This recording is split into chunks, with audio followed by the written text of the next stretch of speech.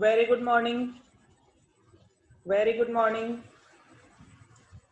चलिए बेटा, आज अपन स्टार्ट करते हैं सीएमए फाउंडेशन आपके अकाउंटिंग सब्जेक्ट के एमसीक्यू का पार्ट 1। यहाँ पे हम 50 क्वेश्चन सॉल्व करेंगे जो आपके एग्जाम के लिए मोस्ट इम्पॉर्टेंट होंगे। क्वेश्चन नंबर 1 कह रहा है which of the following item is shown in the receipt and payment account. Receipt and payment account में कौन सा आइटम दिखाया जाता है?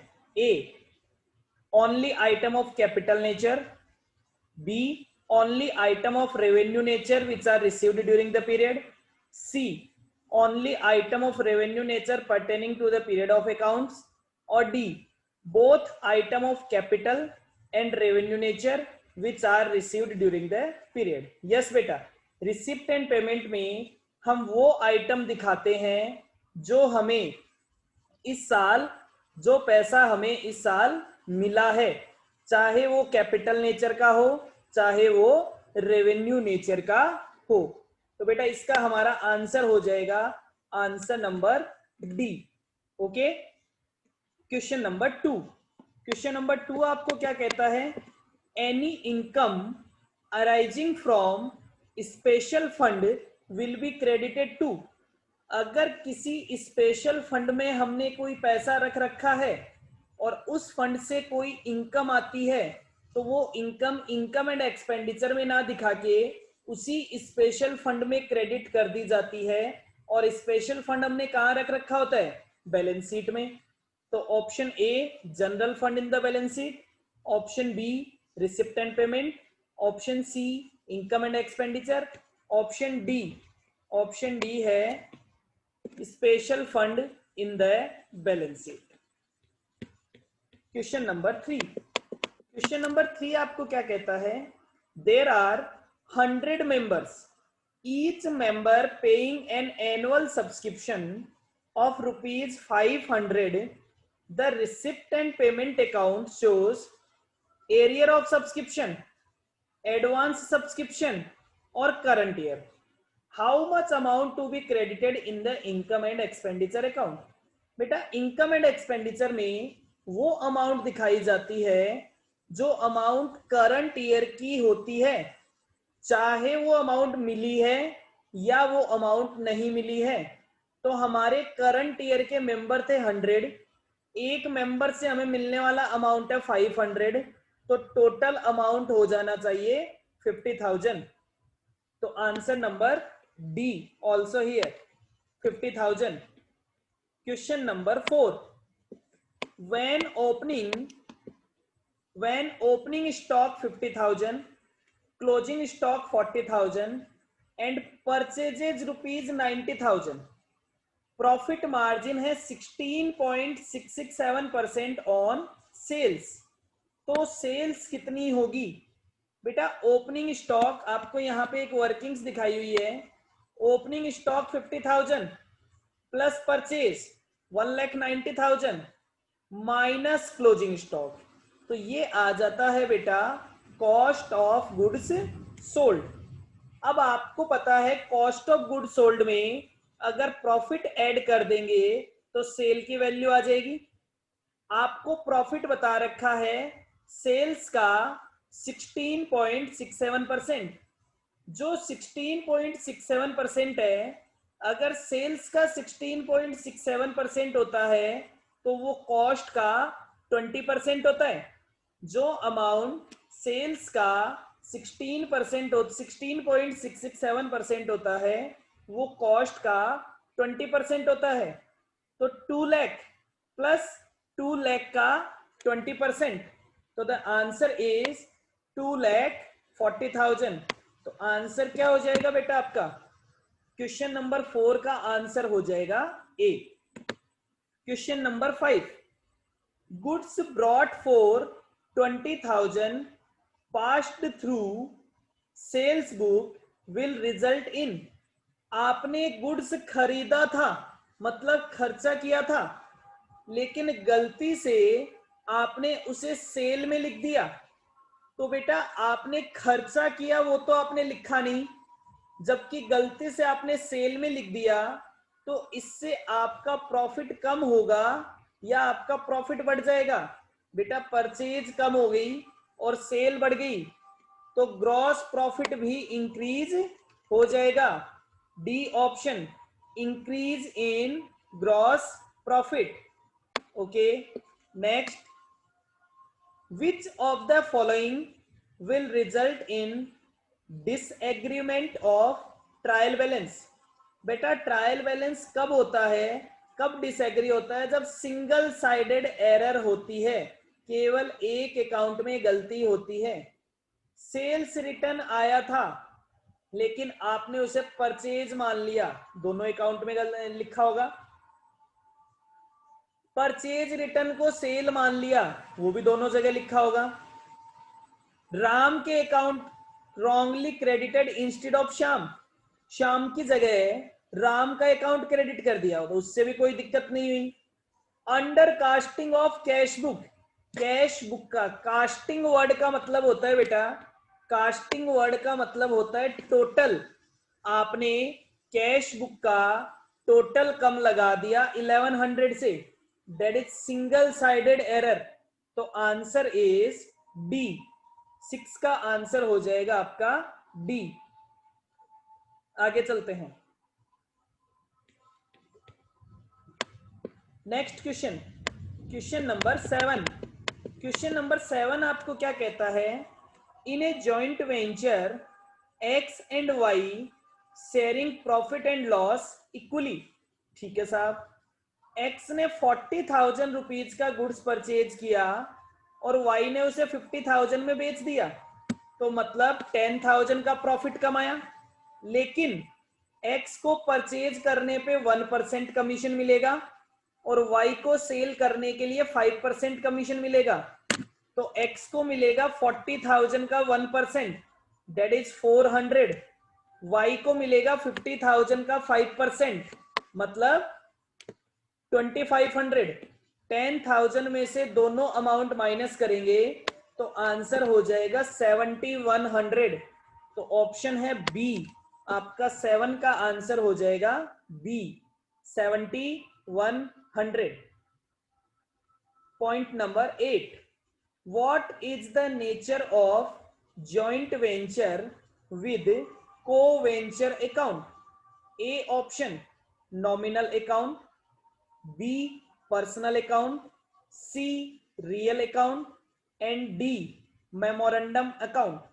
एक बात बताएं बेटा, ये अकाउंट जॉइंट वेंचर के मेथड नंबर 3 में बनता है, जहां पे हम प्रॉफिट एंड लॉस निकालने के लिए मेमोरेंडम जॉइंट वेंचर बनाते हैं, और joint venture with co venture. तो ये joint venture with co venture क्या प्रॉफिट निकालने के लिए बनाया होता है या को वेंचर का बैलेंस निकालने के लिए बनाया होता है? ये अकाउंट हमने को वेंचर का फाइनल सेटलमेंट करने के लिए बनाया होता है, तो इसे को वेंचर के अकाउंट के नाम से जाना जाता है। It is a personal account, ये को वेंचर के अकाउंट को रिप्रेजेंट करता है। Question number 9, which of the following term is applicable about consignment? Consignment के लिए कौन सी टर्म अप्लीकेबल होगी? क्या कंसाइनमेंट सेल ऑफ गुड्स है? क्या कंसाइनमेंट हाइपोथिकेशन गुड्स है? क्या कंसाइनमेंट शिपमेंट ऑफ गुड्स है? या कंसाइनमेंट मॉर्गेज ऑफ गुड्स है? तो बेटा कंसाइनमेंट में सेल कंसाइनी करता है, मॉर्गेज में गिरवी रखने का होता है, हाइपोथिकेशन भी मॉर्गेज की तरह गिरवी रखने का कॉन्सेप्ट है। लेकिन कंसाइनमेंट का मतलब क्या है? माल बेचने के लिए भेज देना, that is perfect answer is 9 का C, shipment of goods. Question number 10, retirement of bill. Retirement of bill का मतलब क्या होता है? Bill, sending the bill for collection, collection of the bill, फिर बोलता है endorsing the bill in the favour of third party और making payment before the due date. बेटा जब बिल का पेमेंट ड्यू डेट से पहले हो जाता है तो उसे कहते हैं retirement of bill. Next one is which one of these documents are not required for bank reconciliation statement। Bank reconciliation statement बनाने के लिए हमें बैंक बैलेंस चाहिए, हमें कैश बुक का बैलेंस चाहिए। तो bank column of cash book जरूरत होती है, बैंक पासबुक जरूरत होती है, प्रीवियस ईयर्स बैलेंस शीट कोई जरूरत नहीं होती बेटा, और बैंक स्टेटमेंट की भी जरूरत होती है। कई बार बैंक की पासबुक मिलती है, कई बार बैंक का स्टेटमेंट मिलता है, लेकिन प्रीवियस ईयर की बैलेंस शीट की कोई जरूरत नहीं होती है। Question number 12, in an overdraft balance as per cash book, जब कैश बुक का बैलेंस माइनस में हो, ओवरड्राफ्ट हो, नेगेटिव बैलेंस हो, a check deposit of 1250 deposited into bank but not recorded in cash book। Bank में हमने deposit करा दिया, मतलब बैंक का बैलेंस बढ़ गया, कैश बुक में रिकॉर्ड करना भूल गए। तो कैश बुक में अगर रिकॉर्ड करेंगे तो कैश बुक में ऐड करना पड़ेगा।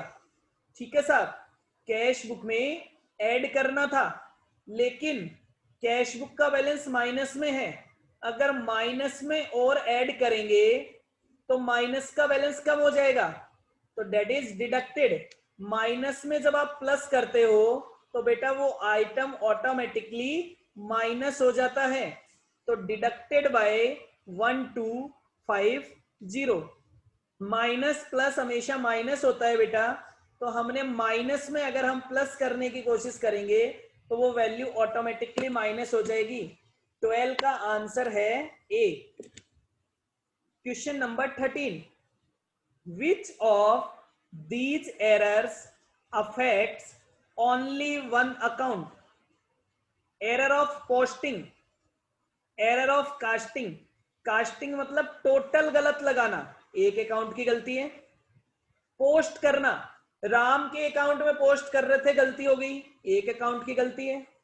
एक अकाउंट का बैलेंस कैरी फॉरवर्ड करके अगले साल ले जा रहे थे, एक अकाउंट की गलती है। Option is D, all of above.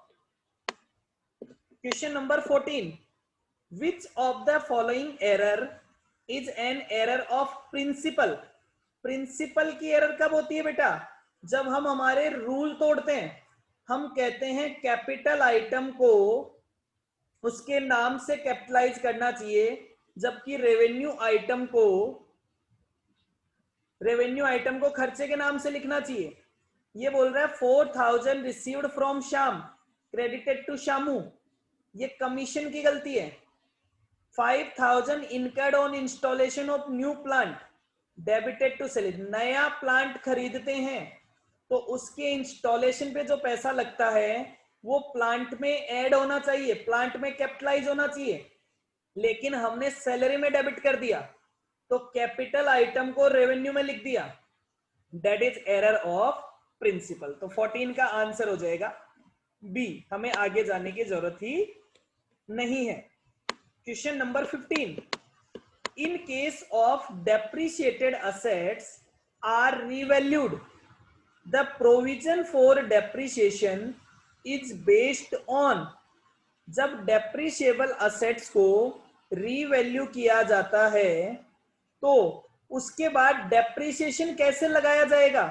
क्या असेट की मार्केट वैल्यू पे लगाया जाएगा? क्या असेट की हिस्टोरिकल कॉस्ट पे लगाया जाएगा? क्या डब्ल्यूडीवी पे लगाया जाएगा? नहीं, हम कहते हैं रीवैल्यूड अमाउंट पे लगाया जाएगा और रिमेनिंग यूजफुल लाइफ को काम में ध्यान में रखते हुए लगाया जाएगा। Option is B. Question number 16, trade discount is allowed at the time of sale of goods. बेटा दो तरह का डिस्काउंट होता है, first is trade discount and second is cash discount. Trade discount वो डिस्काउंट होता है जो परचेज करने से पहले ही कम कर दिया जाता है, और कैश डिस्काउंट वो डिस्काउंट होता है जब पेमेंट करते वक्त कम किया जाता है। तो बेटा परचेज के से पहले ही जो परचेज पूरी होने से पहले ही जो डिस्काउंट कम कर दिया जाता है, हमें उसको बुक्स में कहीं रिकॉर्ड करने की जरूरत नहीं होती। Option number C, not recorded in the books of account. Question number 17, a debit note issued to a creditor for goods written is to be recorded in the, मैंने अपने क्रेडिटर को डेबिट नोट इश्यू किया है, मैंने अपने creditor को debit note issue किया है, उसको कौन सी बुक में लिखेंगे बेटा? क्रेडिटर को गुड्स रिटर्न करते हैं तो वो परचेज रिटर्न होती है, तो हम उस डेबिट नोट को कौन सी बुक में लिखेंगे? परचेज रिटर्न बुक में रिकॉर्ड करेंगे। Answer is a. Question number 18, determination of expense for an accounting period is based on, खर्चे को हर साल का खर्चा हर साल क्यों रिकॉर्ड करते हैं? कंसिस्टेंसी के लिए? नहीं, क्या कंसिस्टेंसी तो ये कहती है कि एक अकाउंटिंग पॉलिसी जो आपने इस साल लगाई है वो हर साल लगाते रहेंगे। पीरियोडिसिटी, हर एक साल के बाद दूसरे साल का खर्चा अगले साल में लिखते हैं, तो बोले पीरियोडिसिटी की वजह से हम हर साल का एक अकाउंटिंग पीरियड का खर्चा रिकॉर्ड करते हैं। Option is B. 19, decrease in the amount of creditor results in, बेटा क्रेडिटर कब कम होंगे? जब हम क्रेडिटर का पेमेंट कर देंगे।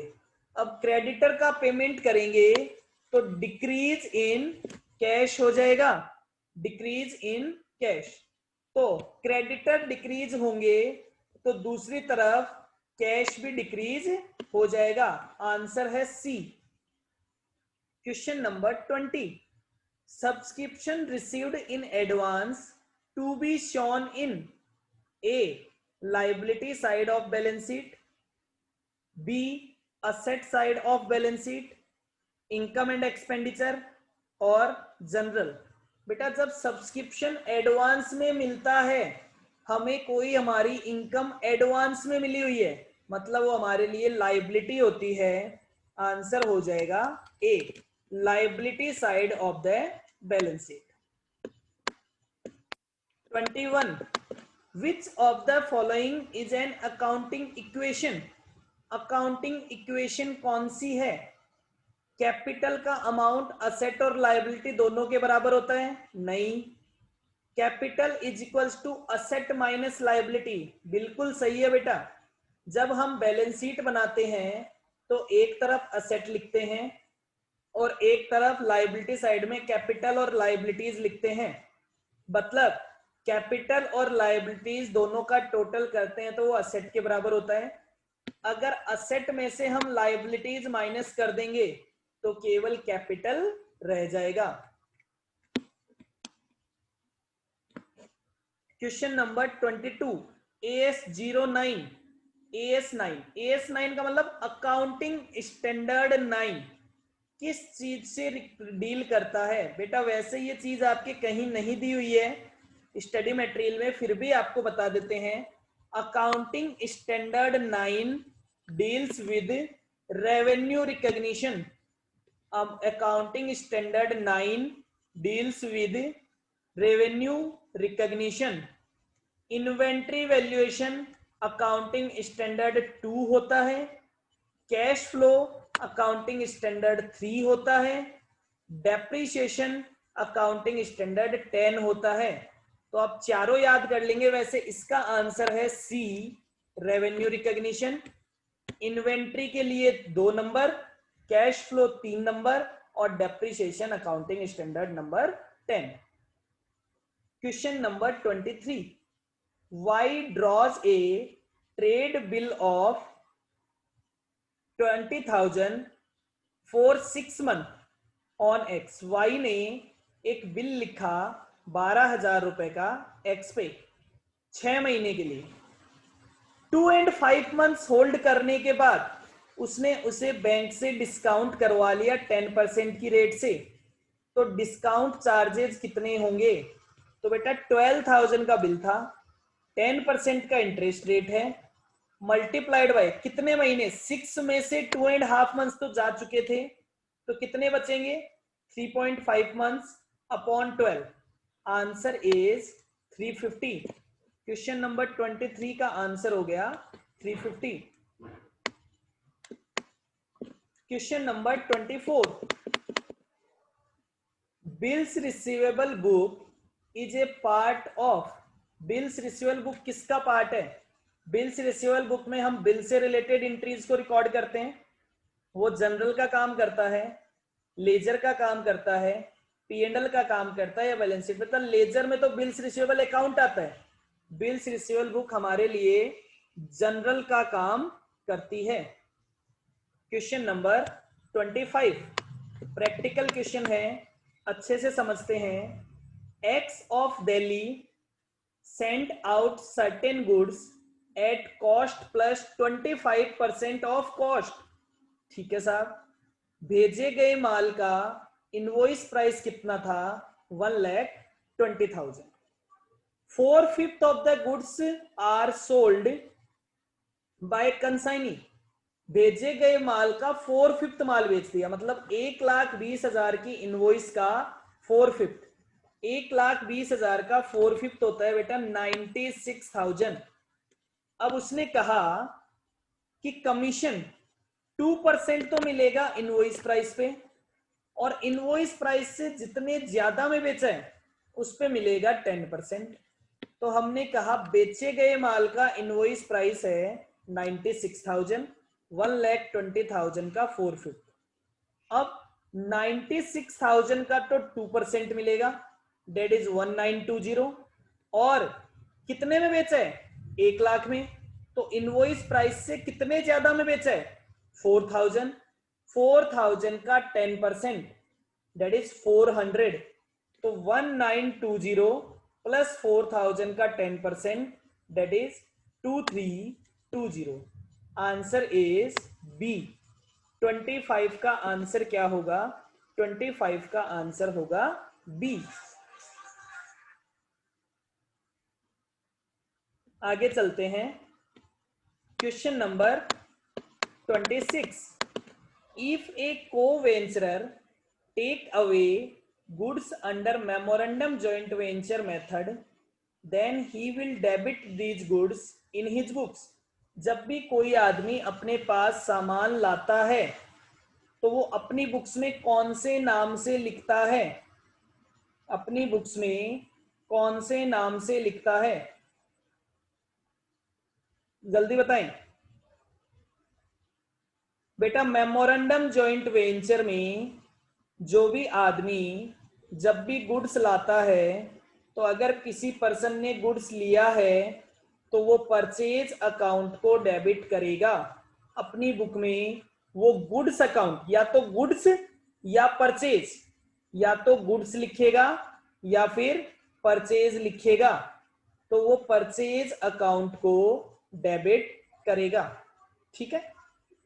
क्वेश्चन नंबर 27, 26 का आंसर है बी।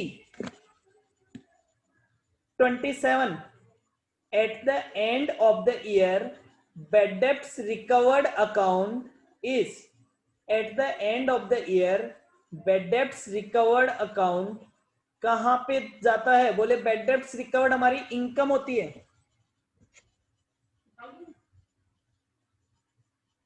कितनी देर में,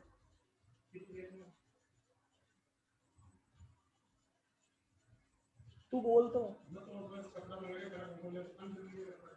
जना कौन जा रहा है।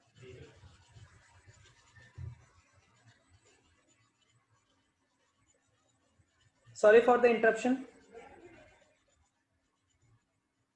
At the end of the year, bad debts recovered account is credited to profit and loss account.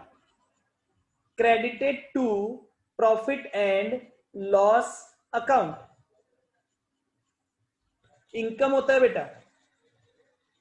28, as regards the accounting treatment, legacy should be, legacy should be legacy क्या होता है बेटा?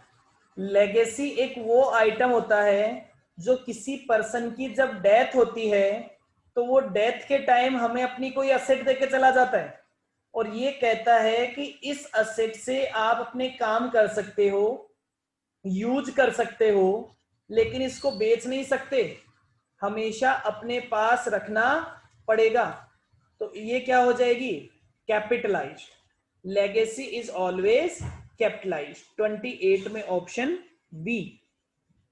29 sales of 6570 is recorded in the sales book as 6750. Such error is known as error of principal, error of omission, error of commission और compensating error. बेटा जब भी amount लिखने में कोई गलती की जाती है या गलत अकाउंट में लिखा जाता है, that is error of commission. Question number 30, which of the following is correct? Cost of good sold plus opening stock plus purchase is equals to closing stock. बेटा पहले एक हिंट में सॉल्यूशन लिखा हुआ है, उसे देखिए। कॉस्ट ऑफ गुड सोल्ड क्या होता है? Opening stock plus purchase minus closing stock, that is cost of good sold. अब आप चेक कीजिए, ये आपको डायरेक्ट आंसर नहीं दिया हुआ है। Answer number C, closing stock purchase में से माइनस करना है। अगर मैं इस इक्वेशन को थोड़ा सा चेंज करूं तो cost of good sold plus closing stock minus opening stock is equals to क्या हो जाएगा? परचेज। तो आंसर इज सी। जब भी कोई इक्वेशन आपको आती हो लेकिन डायरेक्टली आपको इक्वेशन क्वेश्चन में ना लिखी हो तो पहले आप अपने यहां पे उसको सही इक्वेशन लिख लें। उस इक्वेशन के बाद आपको आपका आंसर समझ में आ जाएगा। अदरवाइज जब हम किसी एक ही चीज को दूसरे तरीके से लिखा हुआ देखते हैं तो हम थोड़ा कंफ्यूज हो जाते हैं। Question number 21, provision for bad debts is made as पर।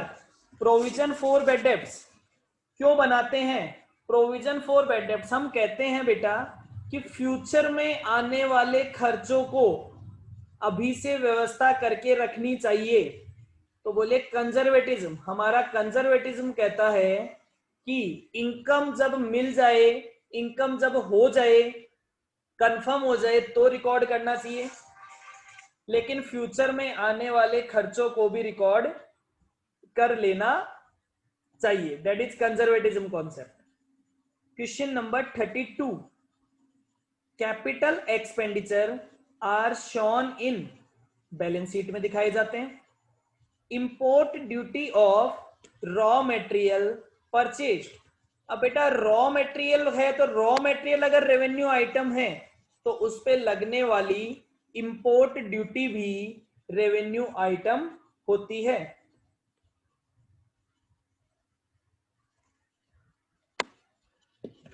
Life insurance corporation account is, life insurance corporation account is कौन सा अकाउंट है बेटा? लाइफ इंश्योरेंस कंपनी, LIC एक कंपनी है, कंपनी का नाम है तो पर्सनल अकाउंट है। जबकि कंपनी कौन सा पर्सनल होता है? एक आर्टिफिशियल पर्सन होता है।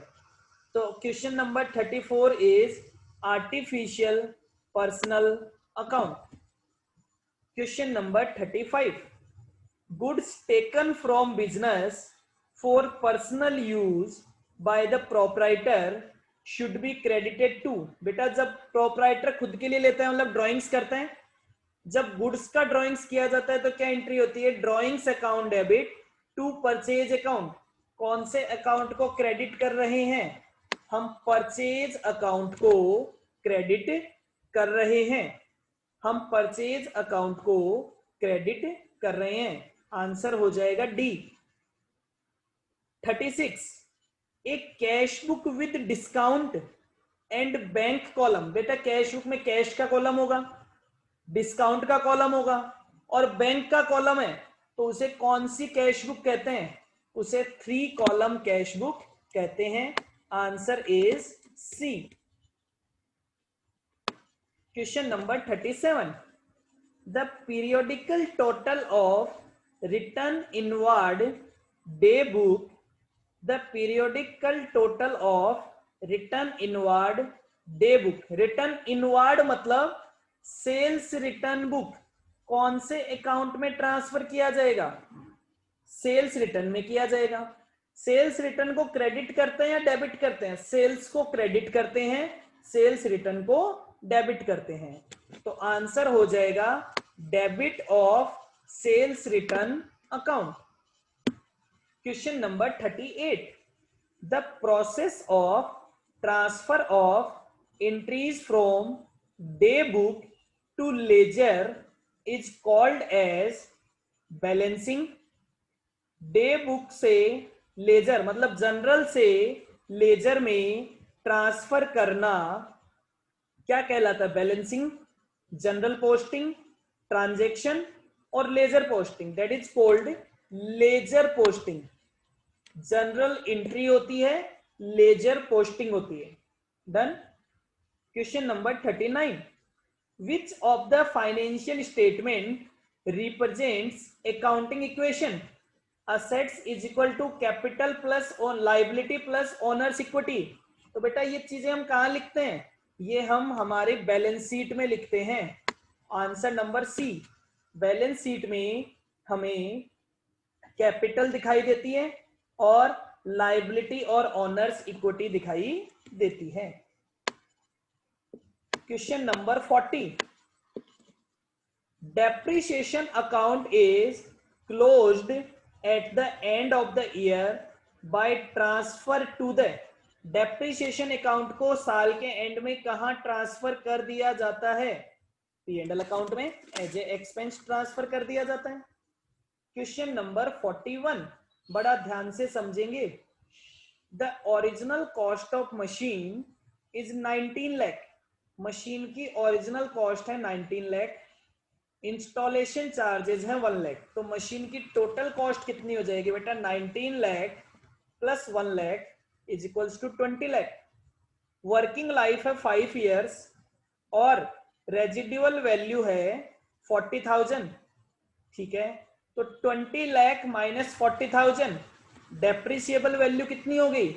19 लाख 60,000 और इसे 5 साल में बांटना है, तो डेट इज 3,92,000 पर ईयर का डेप्रिसिएशन।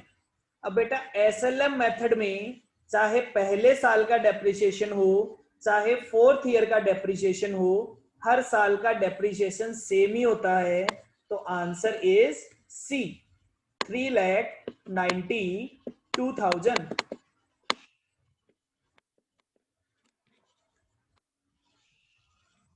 चलिए, whenever error are noticed in the accounting record they should be rectified। ये कहता है जब भी आपको अकाउंटिंग रिकॉर्ड्स में कोई गलती मिलती है तो आप उन्हें कब सही करेंगे? Eight the time of preparation of trial balance, जब ट्रायल बैलेंस बनाएंगे। Without waiting the accounting year and, जब अकाउंटिंग ईयर एंड होने का वेट नहीं करेंगे। After the preparation of final account, final account बनाने के बाद करेंगे। In the next accounting year, नहीं बेटा हम किसी चीज का वेट नहीं करेंगे, जब भी हमें गलती पता चलेगी तभी हम गलती को सही कर देंगे। Answer is B.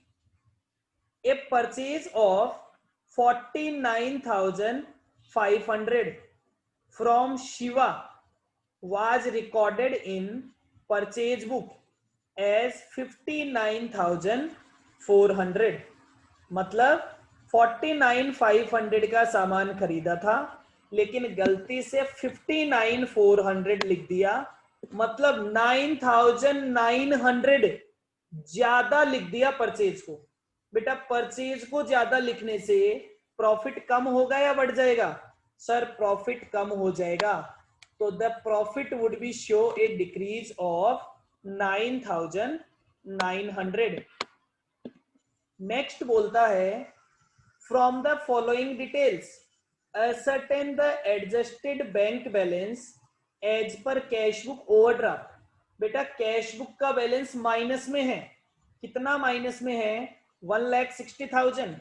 तो हमने यहां रिकॉर्ड किया है 1,60,000 माइनस। फिर बोलता है check received इंटर्स twice in the cash book. Check received इंटर्स twice in the cash book.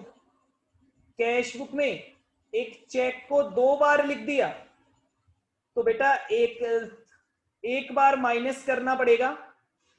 एक बार उस अमाउंट को check received entered twice in the cash book. Cash book में 2 बार रिकॉर्ड कर दिया, तो एक बार हटाना पड़ेगा। तो बेटा माइनस के 10,000, 1,60,000 माइनस के थे, यहां पे बेटा माइनस का 10,000 और लिखना होगा। तो 1,60,000, 1 लाख, मैं दोबारा से लिख देता हूं, 1,60,000 प्लस 1,60,000 प्लस माइनस का 10,000, तो माइनस का 1,70,000। समझ लीजिए बेटा, माइनस का 1,60,000, उसमें से माइनस कर देंगे 10,000, तो माइनस का 1,70,000। फिर बोलता है credit side of bank column.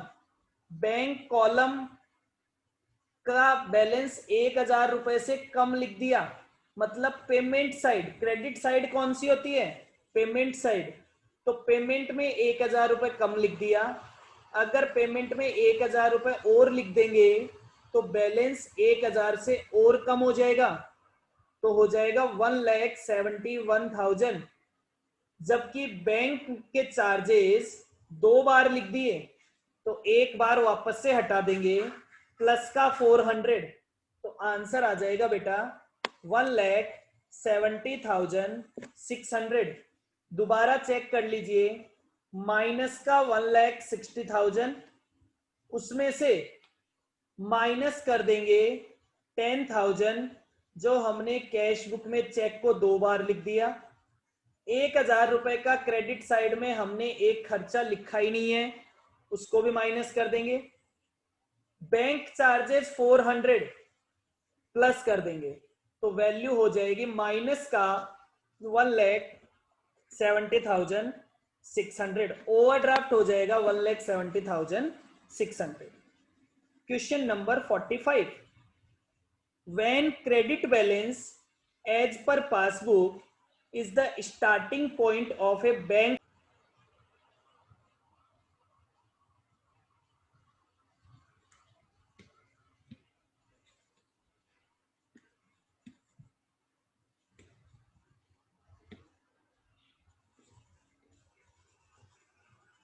चलिए बेटा देखिए क्वेश्चन नंबर 45। क्वेश्चन नंबर 45 क्या कह रहे हैं? When credit balance as per passbook is the starting point of bank reconciliation statement. Passbook का क्रेडिट बैलेंस मतलब पॉजिटिव बैलेंस, उसमें आपको बैंक चार्जेस क्या करना पड़ेगा बेटा? Bank charges passbook, when the credit balance as per passbook is the starting point, bank ने charges लगा दिए, तो बेटा बैंक का बैलेंस कम है, आपको बढ़ाना पड़ेगा, तो ऐड कर देंगे, added. Answer is B, added. Question number 46, at the time of dishonour of an endorsed bill, which account would be credited by the drawee। जब बिल डिसऑनर हो जाता है तो लास्ट में वो ड्रॉई के पास वापस आ जाता है। तो जब ड्रॉई के पास वापस आएगा तो ड्रॉई क्या एंट्री करेगा? Bills payable account debit to drawer account. वो किसके अकाउंट को क्रेडिट करेगा? बेटा वो ड्रॉअर के अकाउंट को क्रेडिट करेगा। Answer is B. 47 at the end of the accounting year bills receivable discounted 32,000। Year के एंड में हमने 32,000 के बिल डिस्काउंट करवा रखे हैं। बेटा बिल डिस्काउंट करा लिया मतलब हमारे पास पैसा आ गया और बिल बैंक के पास चला गया। तो इनको वैसे हम बुक्स ऑफ अकाउंट में कहीं नहीं दिखाते हैं, लेकिन इससे हमारी एक कंटिंजेंट लायबिलिटी, इससे हमारी एक कंटिंजेंट लायबिलिटी बन जाती है, जिसे हम by way of note with balance sheet, balance sheet के साथ एक नोट के रूप में दिखा देंगे। 48 X send goods to Y. X ने वाई को गुड्स भेजा है 3,60,000 की लागत का, ठीक है। Goods are to be sold at cost plus 25% on sale. ध्यान से पढ़ो, 25% ऑन सेल्स। जो सेल का 25% होता है वो कॉस्ट का 33.33% होता है। तो माल की टोटल सेल वैल्यू कितनी थी? टोटल सेल वैल्यू थी 3,60,000 plus 33.33%, that is 4,80,000. Consignor asked consignee to pay an advance for an amount equivalent to 60% of sale value. Sale value के 60% के बराबर एक, सेल वैल्यू के 60% के बराबर एक एडवांस है। तो वैल्यू कितनी हो जाएगी? 4,80,000 का 60%, 2,88,000। Answer is 2,88,000। Question number 49 X send out certain goods to Y costing rupees 1,50,000 at cost plus 25% on invoice price। Cost में 25% इनवॉइस प्राइस पे ऐड किया है, मतलब कॉस्ट का कितना परसेंट हो गया? इनवॉइस प्राइस का 25%, मतलब कॉस्ट का 33.33%। तो 1,50,000 प्लस 33.33%, तो टोटल इनवॉइस प्राइस कितना हो गया? 2 lakh. 3/4 of the goods were sold, मतलब 1,50,000 रुपए के इनवॉइस प्राइस का माल बेच दिया गया। कितने रुपए में बेचा गया? 1,76,000 रुपीज में बेचा गया। 1,76,000 रुपीज में बेचा गया। अब वो कह रहे कमीशन इनवॉइस प्राइस पे तो मिलेगा 5% और इनवॉइस प्राइस से ज्यादा पे मिलेगा 10%। तो 1,50,000 पे तो मिलेगा 5%, तो वो तो हो गया बेटा 7,500। और एक्स्ट्रा कितना में बेचा है? 26,000, तो 26,000 का मिलेगा 10%। तो टोटल हो गया 7,500 प्लस 2,600, दैट इज 10,100। आंसर हो जाएगा 10,100। Question number 50 A purchase goods costing rupees 2,60,000 for joint venture with B, ठीक है। B sold a major part of the goods at a cost plus 25% on cost. Cost का 25%, तो बेटा अगर cost का 25% होता है तो सेल्स का कितना परसेंट होता है? सेल्स का 20% होता है। तो 2,50,000 माइनस 20%, तो मैंने कहा आपने जो माल बेचा है उसकी कॉस्ट कितनी है? 2 लाख रुपए। टोटल माल कितना था? 2,60,000। उसमें से 2 लाख का माल बेच दिया, तो कितने का माल बच गया? 60,000 का माल बच गया। वो बचा हुआ माल आपने कॉस्ट से 10% कम पे बी को दे दिया, तो 60,000 माइनस 10% कितना बच गया? 54,000। ये लो साहब, 2,50,000 रुपए में तो पहले बेच दिया, 54,000 का पार्टनर को दे दिया, तो टोटल माल कितने का चला गया? 3,04,000 का। कॉस्ट कितनी थी? 2,60,000। तो प्रॉफिट कितना जनरेट हो गया? प्रॉफिट जनरेट हो गया 44,000। Answer is C, 44,000। ठीक है बेटा, ये हमारे 50 क्वेश्चंस थे, that is MCQ part number 1। बताइएगा, आप मैसेज में लिखिएगा कि आपको ये एमसीक्यूज कैसे लगे। अगर आपको बढ़िया लगता है, हम इस एमसीक्यूज को आगे और कंटिन्यू करते हैं, that is MCQ part 2 and MCQ part 3। Okay बेटा, चलिए bye bye, all the best, thank you.